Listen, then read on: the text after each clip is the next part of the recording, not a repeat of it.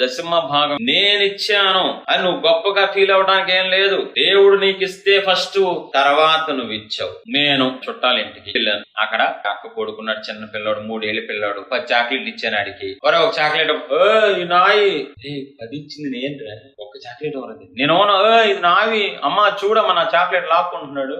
దాన్ని పెట్టాడు. నువ్వు చిన్నప్పుడు 3 ఏళ్ళకే దేవుడు నీకు ఇస్తే, దేవుని కృప ద్వారా నువ్వు జీవిస్తున్నావు. పొద్దున్నే నువ్వు లేగాలి, ఉద్యోగానికి వెళ్ళాలి, గాలి పీల్చుకోవాలి. పొద్దునే లేగానే ఊపిరాడాలి. నీకు నా ఊపిరి ఎవరిచ్చాడు? నీకు ఆ జీవం ఎవరిచ్చారు? గాలి ఎవరిచ్చారు? నీకు దేవుడు కృప వల్ల మనం బ్రతుకుతున్నాం. అన్ని ఆయన ఇచ్చారు. ఉద్యోగం అయినా, బిజినెస్ అయినా, ఏదైనా సరే, అది 100ల్లో, 1000ల్లో, లక్షల కోట్లు ఎంతైనా దేవుడు ఇస్తే దాంట్లోంచి దశమ భాగం తీసుకెళ్లి ఇస్తున్నాం. ఆ మాట దావీదు అన్నప్పుడు దేవుడు మురిసిపోతారండి. అయ్యా మేమెవరం, అసలు మేము ఎంతటోళం అయ్యా మీకు ఇవ్వటానికి?